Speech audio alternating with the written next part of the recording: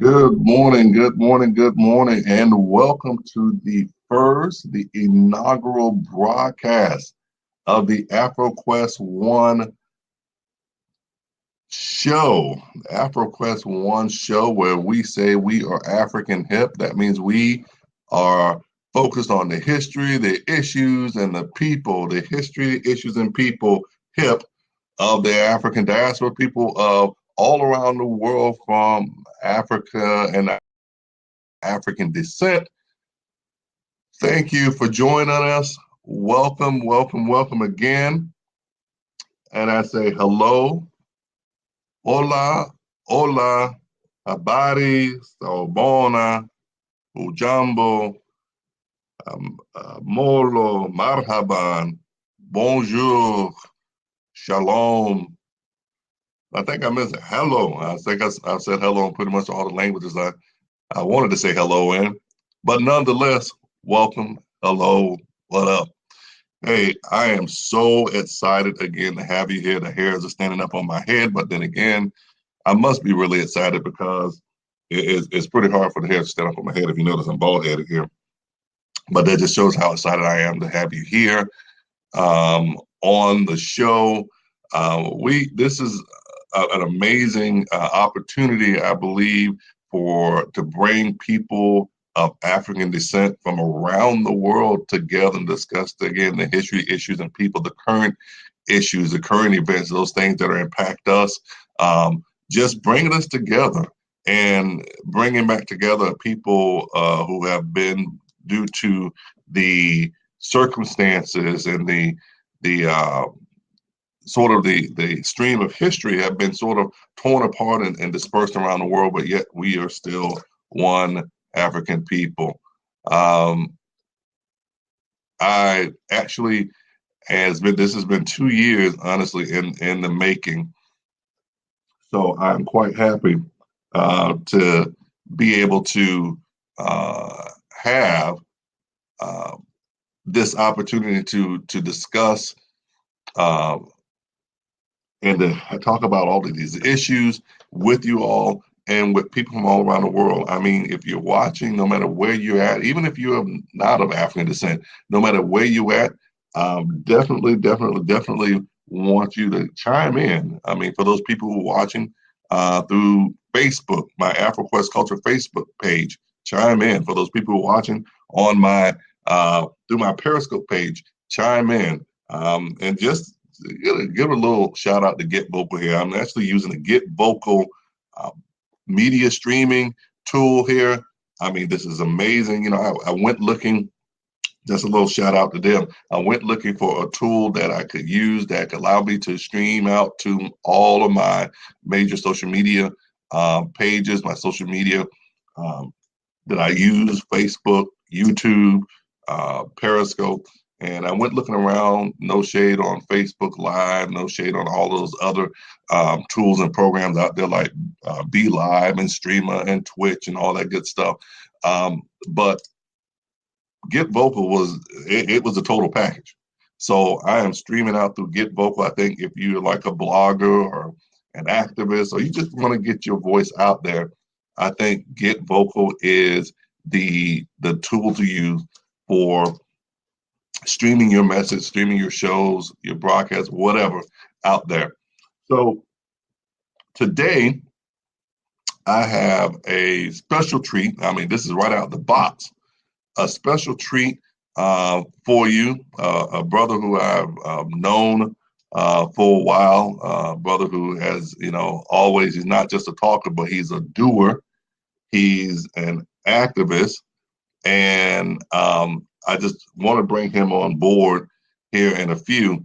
One of the major issues, the main issues, a lot with, as we know, around the diaspora, around the world, is the fact that outside of other issues that we face, but we sort of deal with this issue of economic disparity amongst people of African descent, because the tools of economic development have not been actually developed in a sense for our communities, whether you be on the continent, whether you be here in the United States.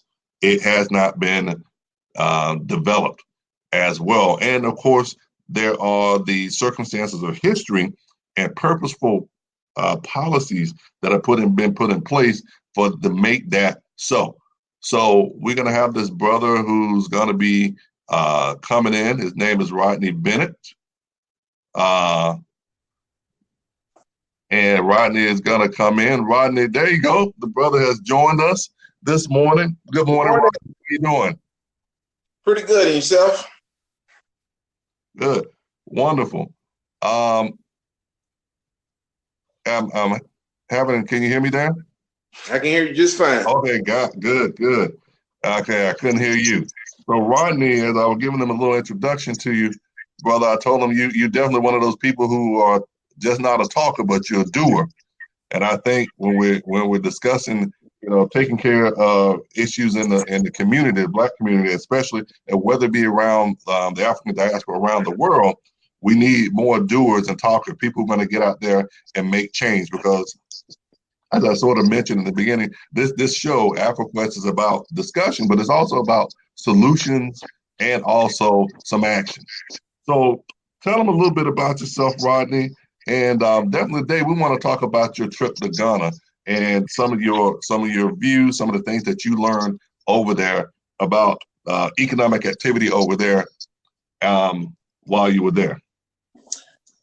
Well, I'm kind of decorated all over the place.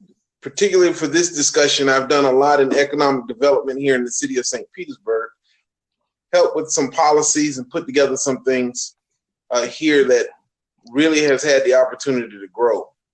And so I come from a unique perspective when I start looking at communities and how we can move forward. Okay, so what have you seen? Let's sort of switch over and talk about your trip to Ghana, and let's make some connections. What did you see there? We're talking about the African community. I like to use that term, African community, because we're of African descent. But the African community there, what did you see in terms of economic activity and development that really just stood out to you? They're a true capitalistic system, which is completely different than here. So here we have the availability to participate in capitalism, but there they're actually doing it. So most of the people I saw had goods and items for sale or services for sale. I didn't see a lot of panhandling while I was there. Everybody seemed to have either a business that they're working on for themselves or they work for somebody else. And okay, we're talking when you get into their communities there, it reminds me of being in Manhattan, New York. All their communities seem to be like Manhattan, New York, and all the people, instead of walking and just buying stuff, they have their own businesses, so instead of having storefronts, you see a lot of people with a piece of concrete on the sidewalk, if you will, selling their goods and items directly from wherever they're standing. Okay. So pretty much what you're saying is this, and let me hit this first point. It sort of dispels that notion, dispels the images that we always get of Africa. Poor people waiting for handouts, waiting for, begging for handouts, waiting for somebody else to do something for them. You're telling me that no, that ain't true. They're actually out there bootstrapping, doing on their own, making things happen, and economically for themselves. Correct? Yes, they are a poor nation. That's first and foremost. They are a poor nation. However, I saw far less panhandling there than I ever saw here. As a matter of fact, I barely saw it at all. And if I did see it, it was people who clearly they didn't have eyesight. Their legs were mangled, arms were mangled. You didn't see able-bodied persons begging for anything that I saw.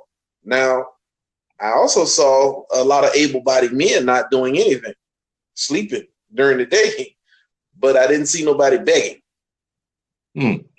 That's interesting because, one of the challenges I guess we have here in America, as far as the African community here in America, is the fact that we work for people. But oftentimes we are sort of beholden to the system, beholden to the engines of the economy here, this capitalistic economy here.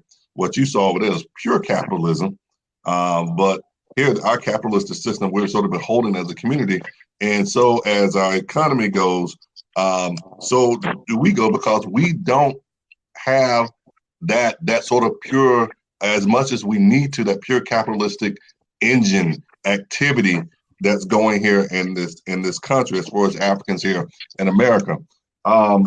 What are some of the lessons learned that you feel that you saw over there that we could possibly learn here, as whether it be Africans here in America, South America, the Caribbean?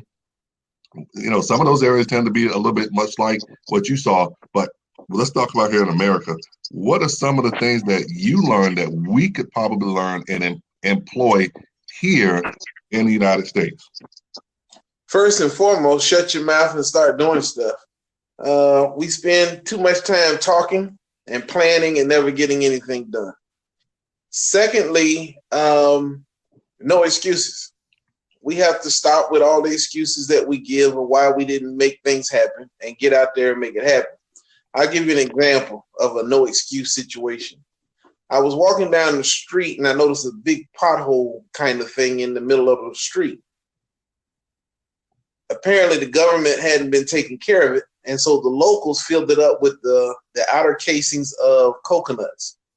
And they filled that hole up with those outer cases of coconuts, and now the cars can go back and forth over the road, waiting on the government whenever they come in place to actually take care of it. So instead of sitting back saying, well, there's a hole and the government need to take care of it, and we're just going to ride around the hole, they actually did something to make it so they can at least drive over that hole. No excuses. Do what you got to do to go get the job done. And so that's a big thing that I've seen over there. When you look at the small businesses, all the people that are selling stuff, they really have an attitude. I got to go out here and get it. Nobody's giving me nothing, no handouts. I got to make it happen. Yeah. So they out there, they like you said, they going securing that, and they say securing the bag. They making it happen. They securing the bag for themselves, making things happen in their community. It's sort of interesting.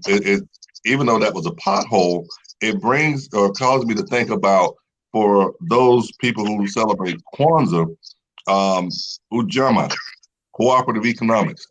You got cooperative economics, even though this is an example of them just trying to fix a pothole, but that mindset that they have is similar to that principle, that cooperativeness, that cooperation at a grassroots level. Okay. And I think that's big. You're right, and that's a big lesson. Not just talking, but actually doing. What's your thoughts on that? Well, one of the things I want to say is that we need to dispel this over romanticism with Africa. Mm-hmm. So part of what you were talking about is the cooperative economics, us coming together and making things happen, like in the pothole. Now, I don't know who filled in the pothole, but I know somebody did. But one of the things that I do see there that I also see here is there is no collective. It's all individuals. So what you're not seeing is a pooling of resources. We all sitting here working together. You don't see that. And if we are working together, it's for the benefit of each individual. So I'll give you a good example. So let's say you take a trip on a bus. And when you come off that bus and you have your luggage, there's a guy that's probably going to approach you to get you a cab. When that guy flags you down a cab, figures out where you're going, he's going to tell the cab driver where to take you, right? He'll do that for you. He will negotiate the price, all of that. But you're going to have to pay him a fee for him doing that. Then the cab driver is going to pay him a fee for doing that, for bringing him the customer. And then you, of course, pay the cab driver. So he didn't do that to be helpful to you. He didn't do that just to be helpful to the cab driver. His whole purpose is, no matter what the cab driver is, hey, I need to get my money, and I need to get it from two parties, which is a very smart system. He's getting it from the person who's taking the ride, and he's also getting it from the cab driver. In an American type system, we would have had it where you got your money from either the person who's needing the cab or from the cab driver. You wouldn't have got it from both sides of the coin. You see what I mean? Yeah. So this whole kumbaya moment thing that we have here, thinking that's what it is over there, wrong. It is not. It is about me and self, right? There is no sense of community other than tribal. Outside of that, like for instance, we're all Ghana and we're going to stand up for Ghana. I didn't see that over there. We're more patriotic than, to me, they are. And as a people saying we're all African or we're all Ghanaians or we're all black, I didn't see all that either. It is, I got my piece of earth, you get your piece of earth. As long as you got yours, I got mine, we can coexist together. But there is no, I see you growing pineapples over there and I got this empty land. How about you use some of my land to grow some pineapples? We can sell those pineapples and I can get a little benefit from it too. And then you get money from it. I don't have that. So you use the word romanticize. So really, when we always, we're looking at, back to Africa, even with Marcus Garvey's Back to Africa movement, have we totally negated or totally discounted just when we're talking about collective economics and stuff, especially in Africa, whether or not we're looking at here in America and trying to connect with those in Africa or in the Caribbean, so on and so forth, have we negated the power of just like human nature to sort of be out there for self? Are we just sort of like, in that romantic sense, just totally just discounting that, not even considering that human nature and the desire to preserve self first is probably going to take precedent over, everything else? Yes, we have. You seen it with the premiere of Black Panther and how everybody went out for that movie. That was an over romanticism. That's what we hope and pray for, what we would like to see happen. But the reality is far different. So yes, we need to go back to Africa. And yes, the riches are there. The land is there. The people are there. The resources are there. We just need to bring the infusion that we can there. However, we cannot go with this mindset that it's a kumbaya moment. I just show up to Africa and everybody in Africa is ready with their arms open to invite me in. It doesn't exist. It only exists in the fashion that they know you are from America. One of the biggest questions I got from people that I met was, how can I help them get to America? That's what they was concerned with. They was opening their arms to me because, hey, how can I use you as an American? That's the reality. So how much of that, and I'm going to throw this question out there to you, because like you talk about the Black Panther, I mean, everybody, after Black Panther, everybody was wearing kente cloth and everybody was, and all of a sudden it just died down. You don't, just sort of fizzle, just like everything else. Sometimes we talk about you approach things from a faddish sort of standpoint. It's the flavor of the day. And I think Black Panther, to an extent, was the flavor of the day. It sort of helped awaken some of some things that culturally the people and stuff. But going back to your point, how much of that individualism, or even also the tribalism, because I actually read an article talking about that and was reading some point. How much of that do you attribute to the mindset of colonialism? I don't know. I don't know how much I could ever say is attributed to it. And the reason why I say that is because I'm a person who's out there trying to make it happen. I have my own business. I'm doing my thing. I'm not looking back. I see a lot of people who are not trying to have their own business. They'll be quick to tell you they'd rather work for somebody than to have their own business, even if it meant having your own business doing the exact same thing of what you're working for, right? So I have to ask, why is it that I have the mindset that I need to have a business and the other person has a mindset that I need a job? Or why is it I have a mindset that says we need to get together and create our own work opportunities versus other people who will go in community meetings and yell out, y'all need to give us some jobs, as if somebody needs to give you the job. All you need to do is just stand there and wait for them to say, here's a job for you. So I don't know where that comes from. I can't say what percentage attributes to what, because some people seem to get it and some people don't. We all come from the same situation for the most part, so why wouldn't we all, for the most part, have the same mindset? I mean, because you brought up another point, and I talk about this all the time, talking about job creation. It's hard to create jobs when you don't own many of the resources. I think Dr. Claude Anderson, and I love Dr. Anderson and Dr. Boyce Watkins, those guys, I listen to their in their fields. Dr. Claude Anderson always talk about economic empowerment. That at the end of he talks about at the end of it is absolutely true. At the end of slavery here in America, we're talking about December of 1865.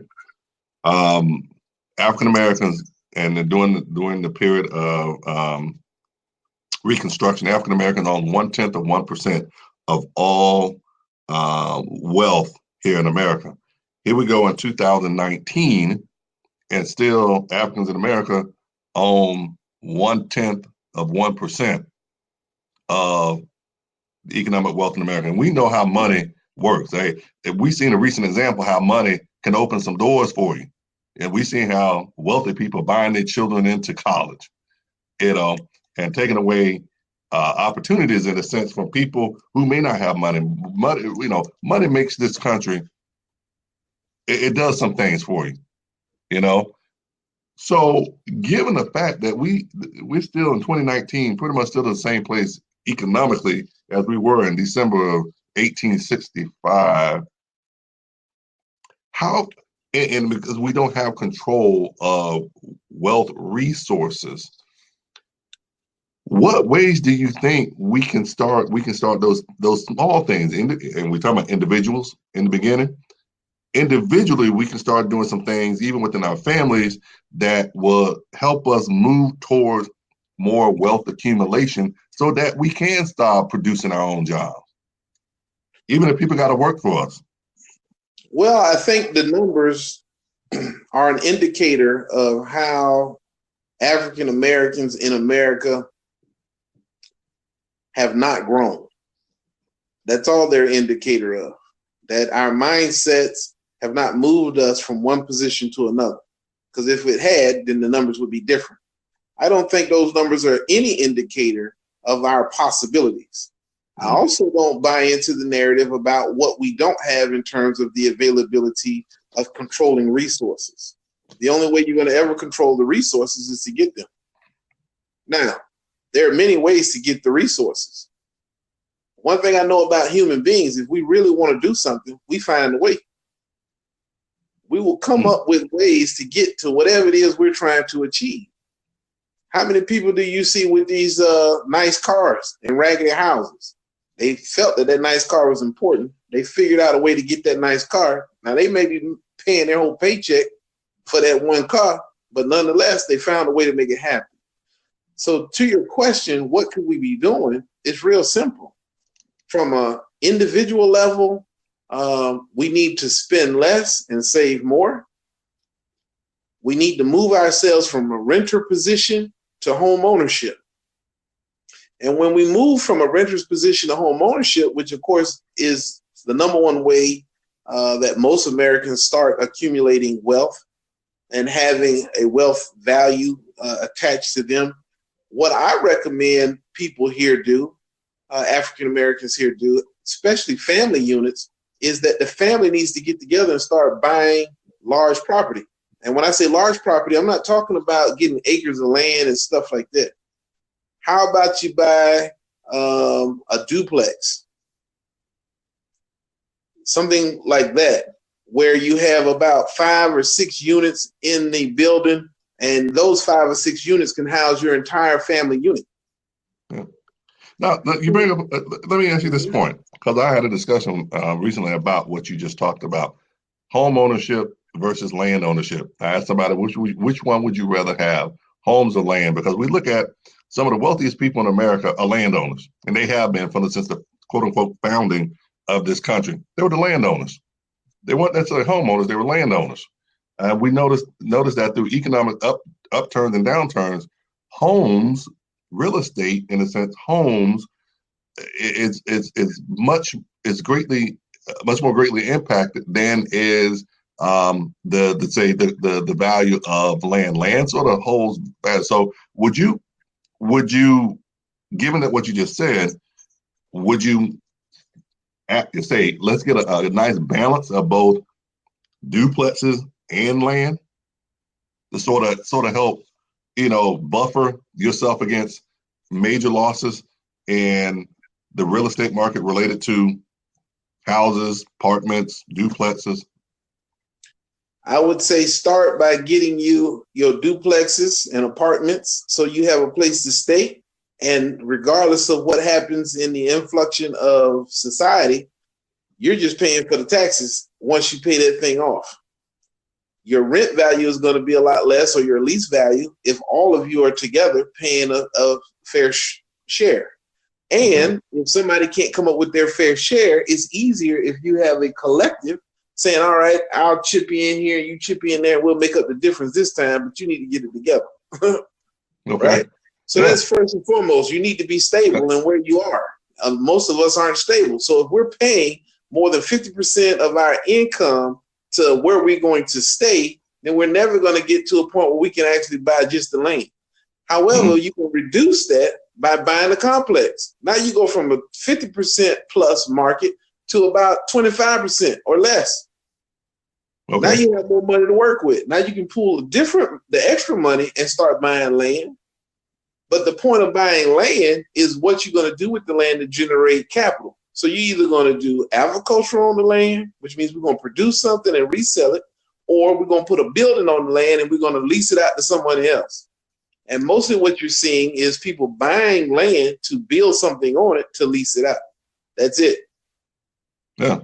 So getting back to the point, going back to this economic cooperation, which we established that, it's not as ideal as most people may think about it in terms of economic cooperation, say Africans in America. I saw, and what made me think, again, further continue to think about this topic was that I saw an ad. I was actually, sometimes I go to some of the websites of African or pretty much publications on the continent. And I saw this ad for this one website in Kenya, and it was an ad from a investment firm, or I think it was a bank, and I forget which one. And I forget it asking Kenyans in the diaspora to reinvest, and they had an investment vehicle that they had to invest back in Kenya, wherever you were in the United States, Great Britain, wherever you were as a Kenyan. And I thought, like, wow, okay, that's great. What are some of the opportunities we can, because again, like you said, it's not an ideal situation. It's not this romanticized idea, oh, we're going to go to Africa and we're going to, cooperate economically and things are going to be great. But what are some of the opportunities that you feel that we can do, where we can do that? Like you're talking about land, okay? Because I'm sure they want our investments. I'm sure they need our investments. And like you said, okay, it may not be for the purpose of true cooperative economics, but each party gets something out of it. What are some of you feel the opportunities that you saw there possibly that Africans in America or in the Caribbean or South America could actually help help themselves by investing in, and then help the country by investing in those things? Well, the real answer to that question is nothing and everything. And I know that sounds weird, but there is nothing that I saw that any one person or any one group is doing that says, put your money in this because it's ready to go. We just need some infusion in capital and we can get over the hump. Here's our plan. There are a lot of scam opportunities, but I don't see that kind of thing already together. That's one. Two, because of the way the country is, you can invest in everything. They have a very poor IT structure. Your internet sucks in many locations as you're going about town. You can take a cab, like say you get a Uber, you can get in an Uber, and while you're driving from point A to point B, the map system goes dead because the internet went out. So, and oftentimes these, like if you go to any one city in America that isn't a name, like a numbered street system like we have in our city, most people can't tell you how to get from one side of town to the other because they don't know the name of the street. They've never been over in that area, right? Well, when I was in Ghana, it's the same thing. Most of the drivers absolutely knew nothing about the area we were going in. And then if the map goes out, they have no way to get you to your destination. Okay. So dealing with the internet is huge there. Electricity tends to go out during the day for hours at a time. Water may go out for hours at a time. So investing in renewable energy would be number one. I know they're trying to do some stuff with wind power and maybe some hydropower because they have very strong currents over there from the ocean. But to me, they're missing the boat by not addressing the solar. They have a lot of sun, a lot of sunlight. They're not getting rain all the time. They have raining seasons. But even with that, you have the availability of getting a lot of power to a lot of people. And that's being amiss. The way they're doing agriculture, you have a lot of people who are connected to farming. They may have their own small farms on their little land, you know, growing their stuff, and they go out and sell it to market. But there is no cohesion. You know, you need to come up with an association and people kind of work together and move on a bigger scale. They need to help with being able to move goods in and out of the country. It is poor at best. You may send stuff over there and it never shows up to its destination. There's too much corruption. You need to root that out, and anybody's trying to do that, they always get killed. You know, it's just the way it is. That system is so complex.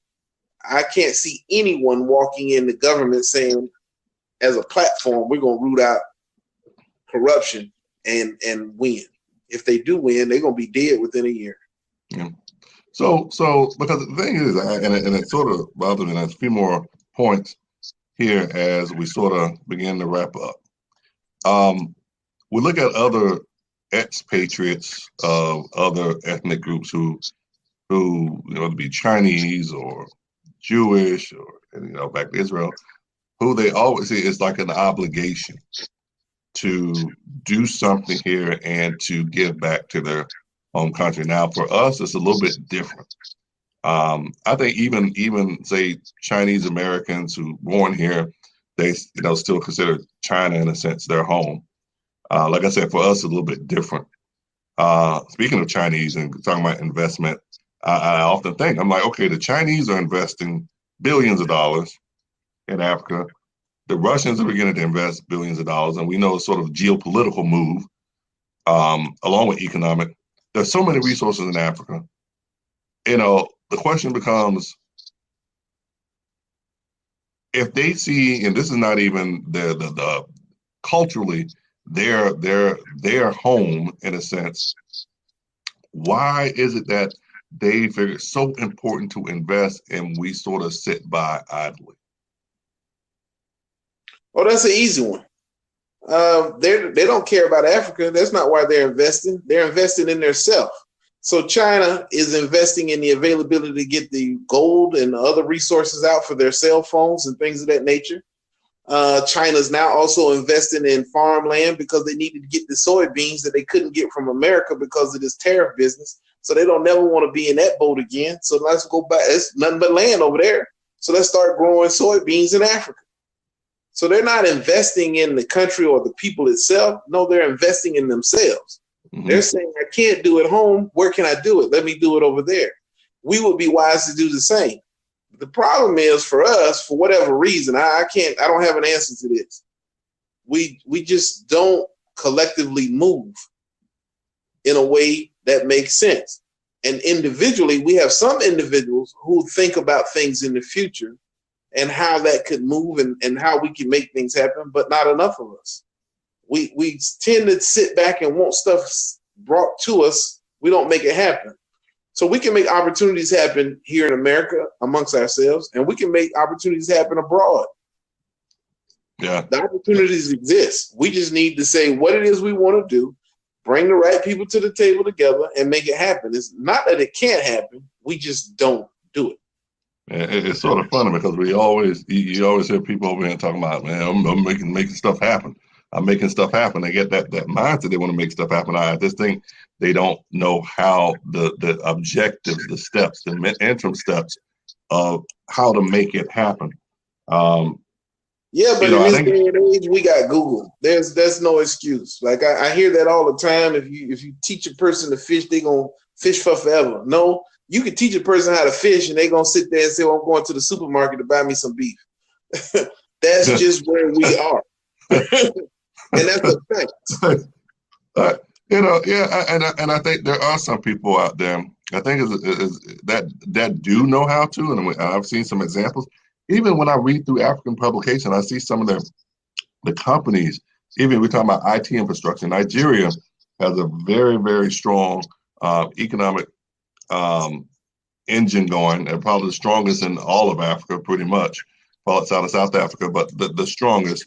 IT-wise, the same thing, and there are other opportunities that are going across Africa. I think for me, and this is my opinion, if we can identify for those individual people here in the States, can identify one of those opportunities for those burgeoning, growing companies that are rooting themselves on the African continent to invest, find out about those companies and invest.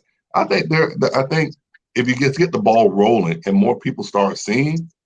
Because again, I think we're stuck in this mindset about Africa being, a bunch of huts and arrows and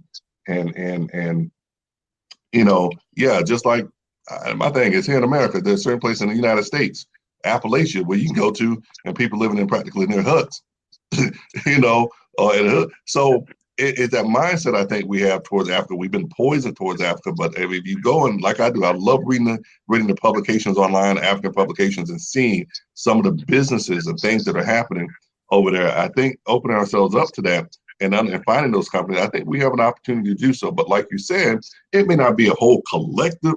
Everybody like, okay, let's do this. Let's 100 of us get over here.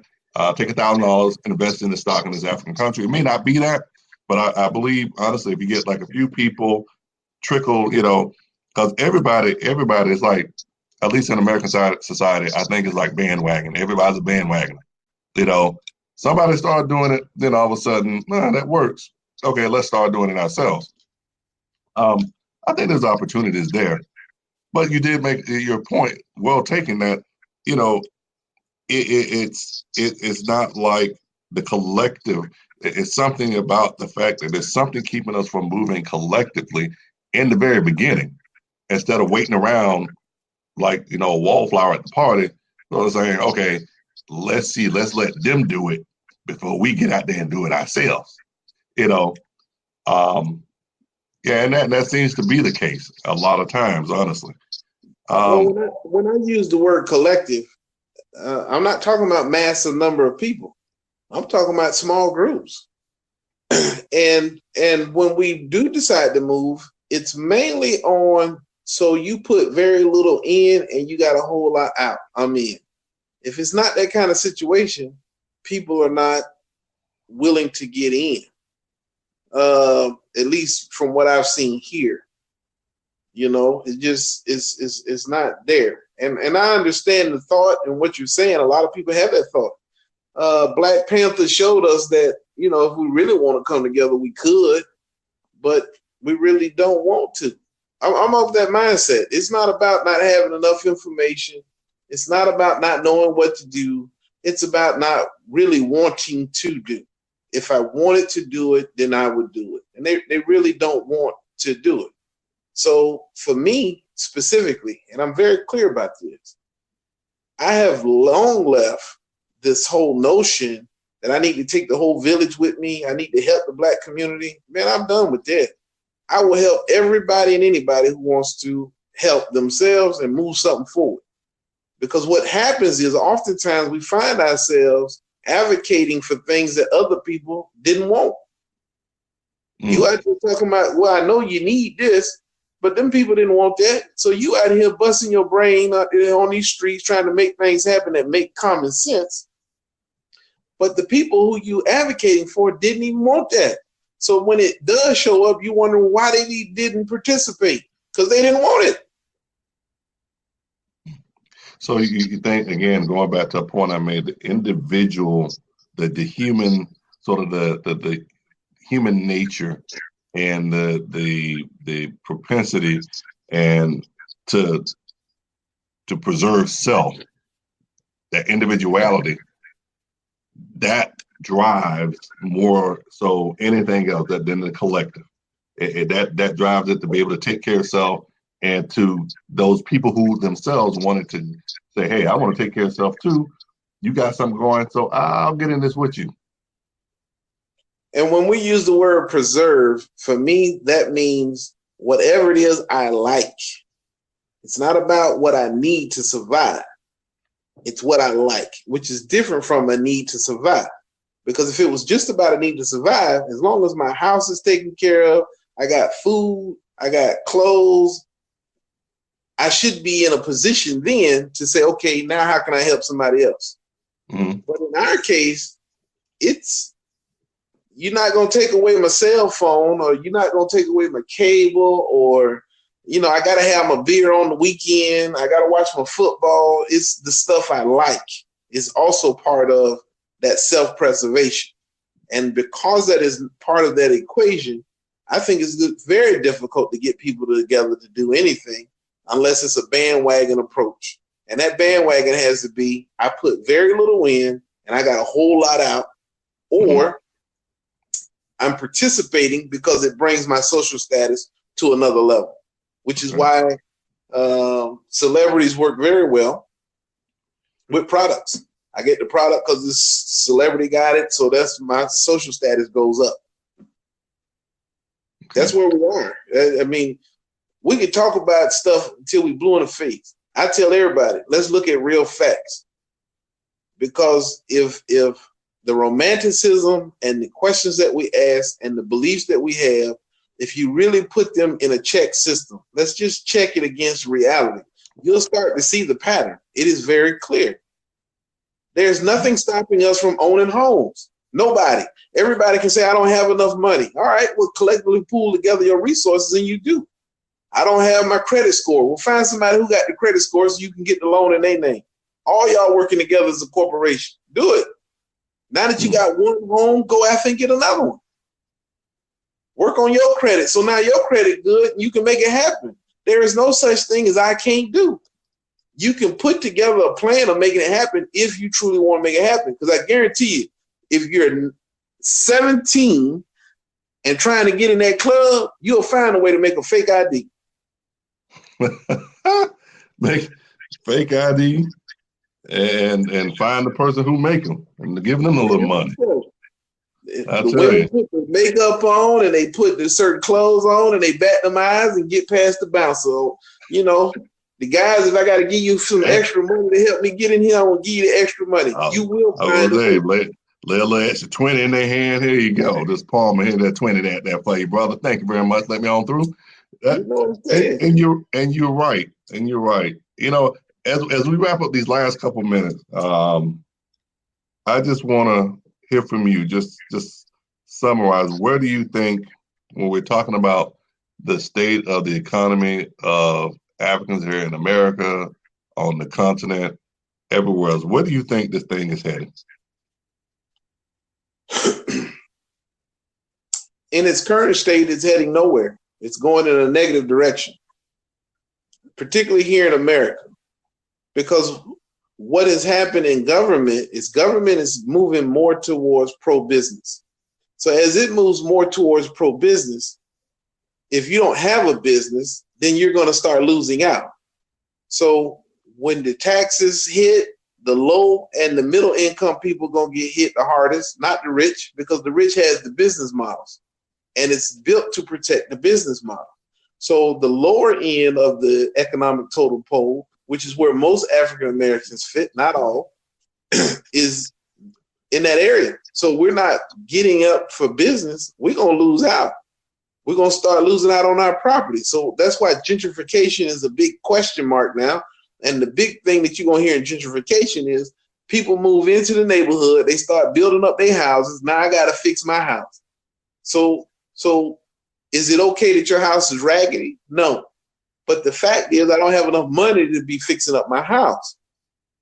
All right. So what are you going to do to get the money? Because nobody has that part brought to the table. What is brought to the table is I'm mad at somebody else for fixing up their house because that forces me to fix up my house. Mm. Well, eventually, if you don't have the money, then the city tax you to death, and then you're going to sell it for little nothing, and you out the door. So you're losing. You're not gaining, you're losing. Now let's go flip it over to Africa.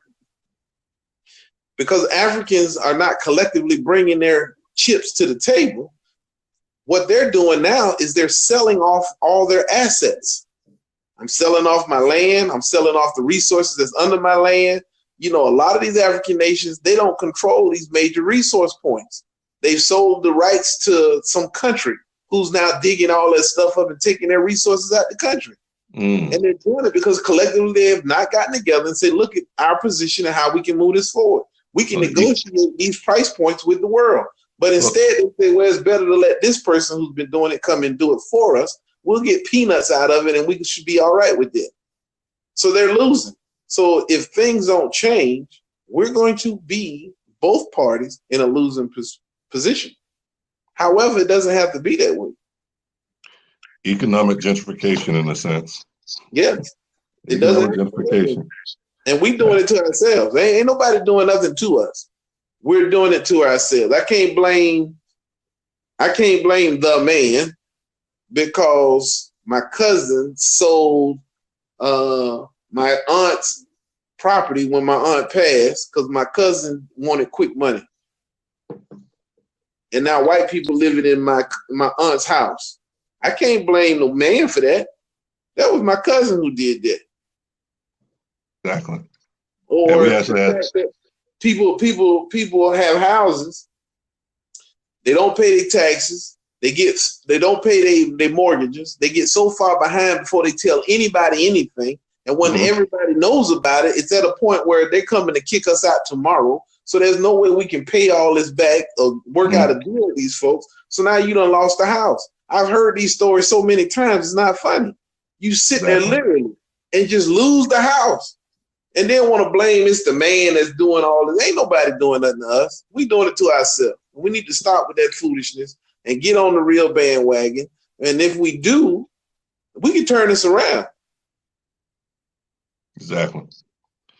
Hey, Brother Bennett, actually, we had some people join us, Sybil, and I don't know who this other person is. Thank you for joining us on this AfroQuest 1 broadcast. You caught us towards the end, but we definitely would want to have you join us again on our next show. Today we had our special guest, Rodney Bennett, talking about his recent trip to Ghana, and we're talking about just overall some of the economic implications of cooperative economics, what is happening, what is not happening. Good morning, Taylor. Thank you for joining us this morning. And so for all those people, and again, guys, I want you guys to join us, me again, and our next week, AfroQuest 1. We going to have some exciting stuff that we're going to be discussing. We'll probably have Brother Bennett to come on again to talk about some different things from talking about community activism and what we can do individually as individuals in a community. We'll set that up a little bit later. If Brother Bennett would love to come back on and spend some time with us, I'll leave that up to him. But we were just talking about having a good conversation, and we ask that you, if you want to, I believe that this recording will be saved. You can go back and look at the recording, or you can go through and check me out at AfroQuest Culture, which is my Facebook page, or you can tweet me at AfroQuest, or check out this recording actually on Periscope and also Instagram, which is at AfroQuest also. That's my handle there. So, Brother Bennett, I thank you for your wisdom. I thank you for your time. This is a very, very important topic. that has worldwide implications. And I think it was an important topic for people to understand the realities of economic cooperation, the realities of the economy in Africa, the realities of this notion that this whole idea of the romanticized idea of we getting together and everything, this whole kumbaya moment, it's not actually that. But there are some things that we can do individually that can help our families, that can help our larger community, for those people that want to do it. Again, I thank you all. Brother Bennett, tell our family goodbye, if you would. Will do. Everybody have a wonderful day. We are building some things to better our future. I'm just starting to wrap up a development of a product for small businesses called Free Share app, which is connected to Facebook. And they've given us a hard time, but we're making it go. So there are things that we can do. Well, y'all, and you guys check it out. If you're looking at me on Facebook, I will say YouTube, but YouTube, speaking of giving a hard time, YouTube don't allow you to stream out to them unless you have so many subscribers onto your page. So we go get there. We go stream out to YouTube, but Facebook, Periscope, be watching out for Brother Bennett and his Free Share app. I'm sure that for those of you who are entrepreneurs in the making, that's something that you want to have. Because believe me, the way that I know this gentleman here, I know that it's going to be a great benefit to you, and it's going to take you to that next level. So, Brother Bennett, thank you again. For all those who join me, Facebook here on Get Vocal, Facebook, Periscope, love you. Remember, get AfriQuest 1. We're all about Africa, what we call African. We're African hip. History, issues, and people of the African diaspora. Join us again next week. We love you. Take care. Bye-bye. Ciao.